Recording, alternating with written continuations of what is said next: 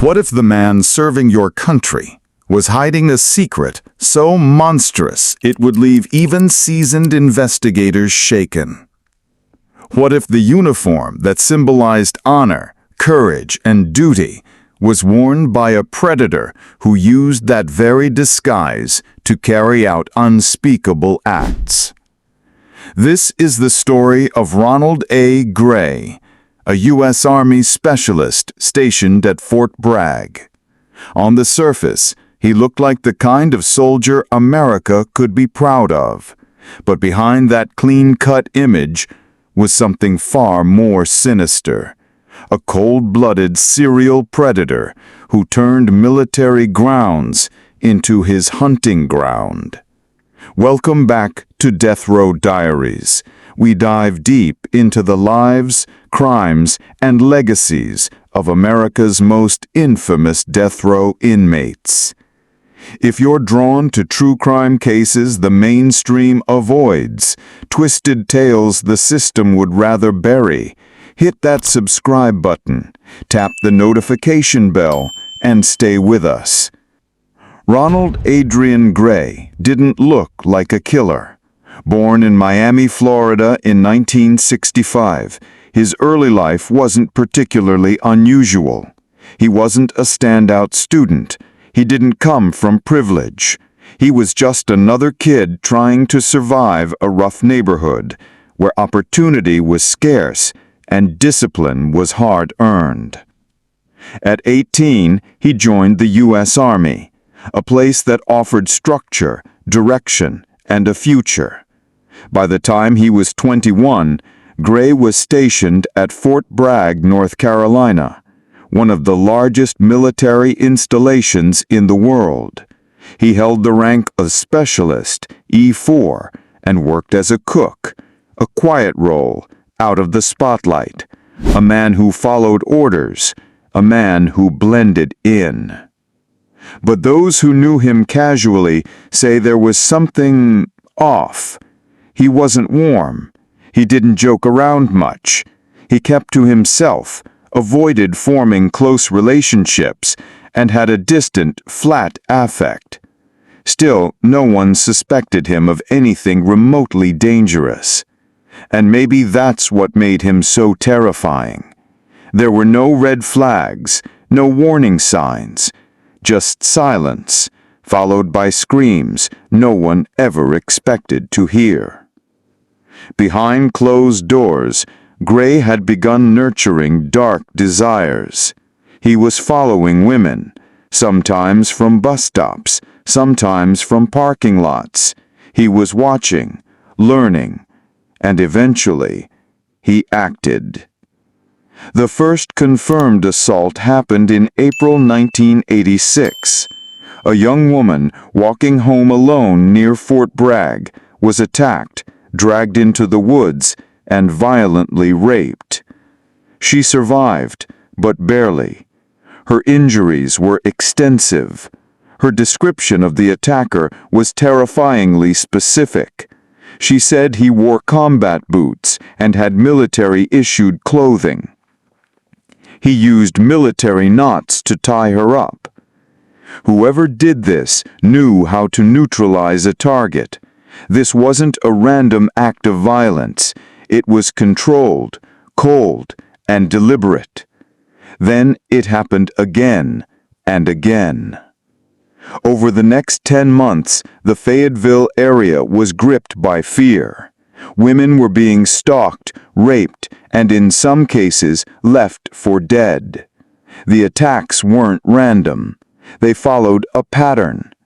Young, alone, vulnerable. Each one a potential kill. The authorities were under pressure. Residents feared there was a serial predator on the loose, but there was no suspect, no fingerprints, no DNA matches, just whispers. And some of those whispers were pointing toward the military. Investigators started quietly checking soldiers stationed at Fort Bragg, but the Army was resistant. Some believed that drawing attention to a potential predator in uniform would damage the base's reputation. So the investigation stalled, and Ronald Gray kept hunting. Then came Private Laura Lee Vickery Clay, a fellow soldier at Fort Bragg. She was just 18 years old, young, bright, full of potential. On December 11, 1986, she didn't show up for duty. Her friends grew concerned. Calls went unanswered. By the next day, her body was found dumped in a wooded area just outside the base. She had been raped and brutally stabbed multiple times. Authorities noted that her body showed signs of being posed. This wasn't just a murder, it was a message, and the message was terrifyingly clear. The killer wasn't afraid. He was escalating. Military police were now forced to take the threat seriously, but once again the case hit a wall. No solid leads, no arrest, and another young woman paid the price for their delay. Here's where it gets darker. When Gray's name first surfaced as a person of interest, there wasn't enough to hold him. He denied everything. He was quiet, respectful, cooperative. But behind closed doors, he was planning another attack, and this one would be the most horrifying yet. What do you think went wrong with this investigation? Could the military have stopped him sooner?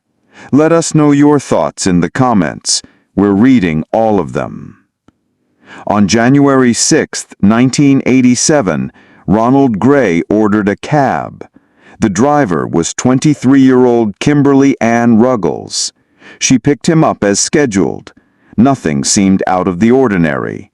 She didn't know this ride would be her last. A few hours later, her body was discovered in a remote area. She had been raped, gagged, stabbed multiple times, and left in the woods. This time, however, Gray made a crucial mistake.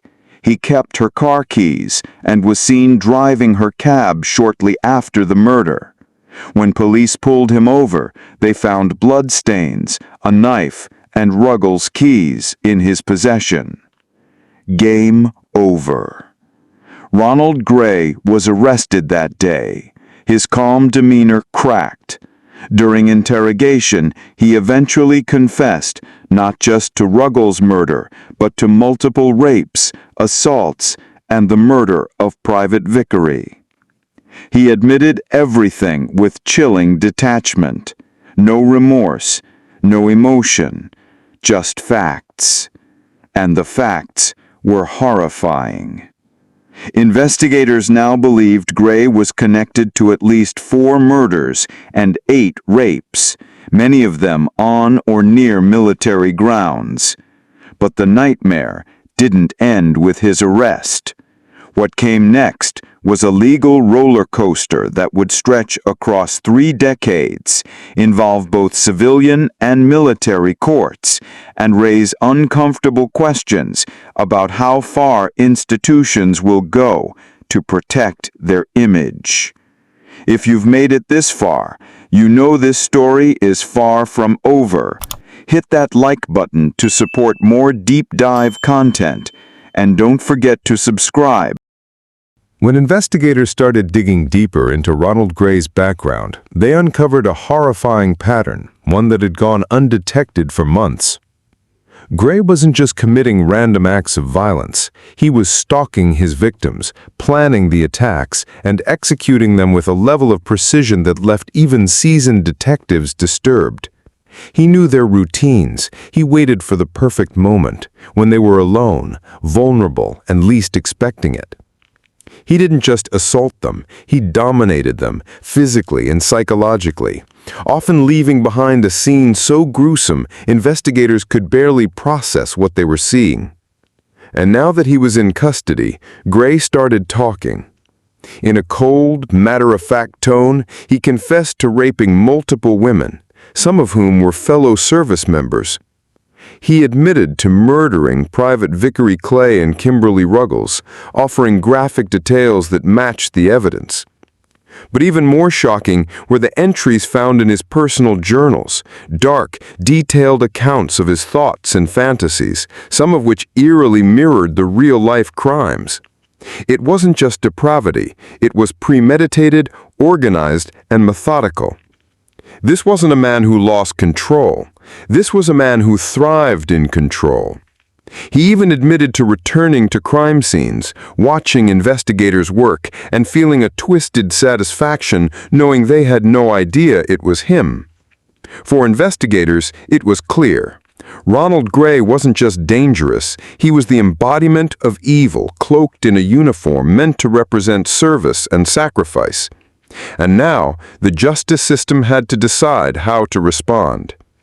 If this case is blowing your mind, let us know by dropping a skull emoji in the comments. We're building a community that refuses to look away when the truth is too dark for the mainstream.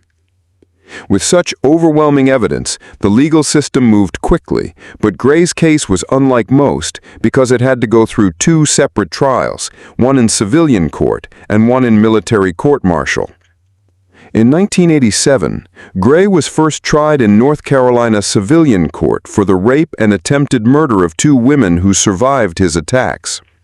He was found guilty and sentenced to 3 consecutive life sentences without the possibility of parole. Most criminals would have faded into a prison cell for life at that point. But Gray's crimes had extended far beyond state lines. They touched the U.S. Army.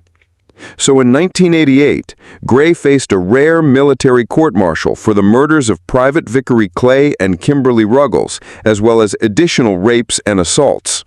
This trial was even more damning.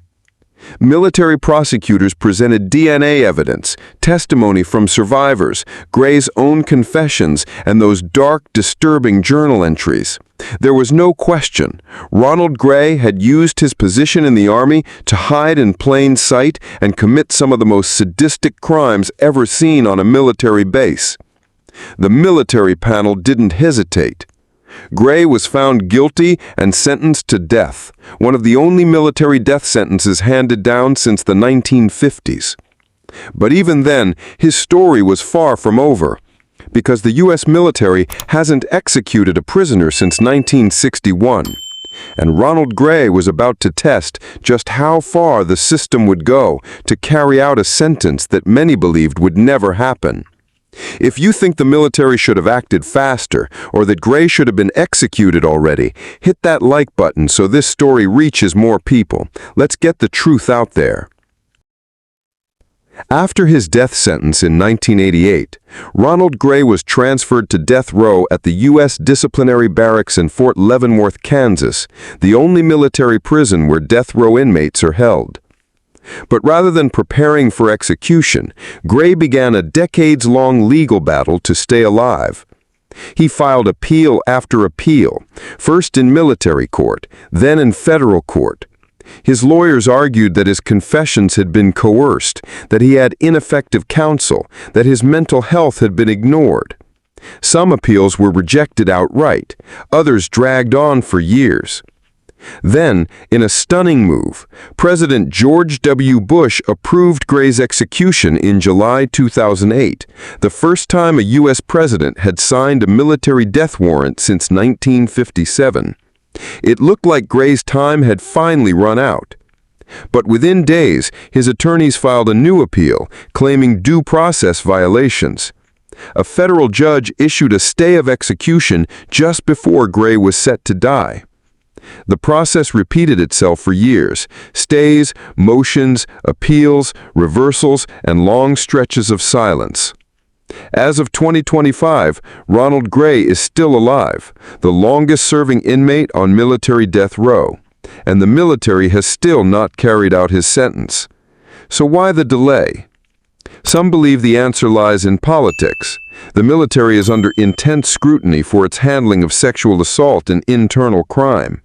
Executing a black soldier, especially after decades of legal limbo, could create backlash. Others believe the system is simply broken, bogged down in bureaucracy and terrified of making a legal misstep. And then there are those who think Gray is being kept alive as a symbol, a warning to others, but not an example the military is ready to make. Whatever the reason, justice has been delayed. And for many, that's the same as justice denied. What do you think? Is Ronald Gray being protected by a broken system, or is this just what due process looks like at the highest levels? Comment your take below and share this video if you think it deserves attention. Today, Ronald Gray sits in a maximum security cell.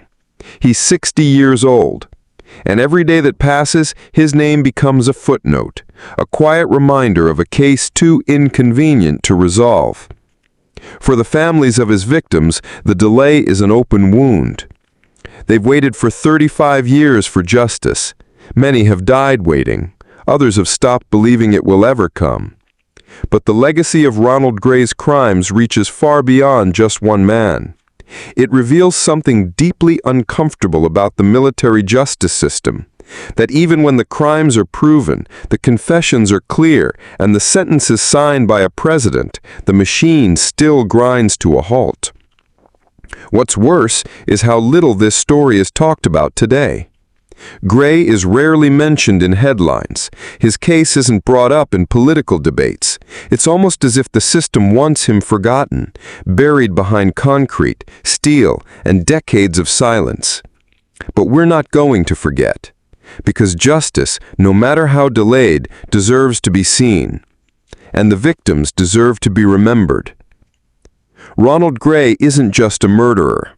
He's a case study in how the uniform can become a disguise, how institutions can fail the people they're supposed to protect, and how even in the face of overwhelming guilt, a predator can stay alive through sheer legal inertia. And maybe that's the real horror of this story. Not just what Gray did, but what everyone else didn't do. If this case shocked you, disturbed you, or opened your eyes to something new, don't keep it to yourself. Share this video with someone who thinks the justice system always works. Subscribe to Death Row Diaries for more true crime stories the mainstream won't touch. And turn on notifications because the next episode might be even darker than this one.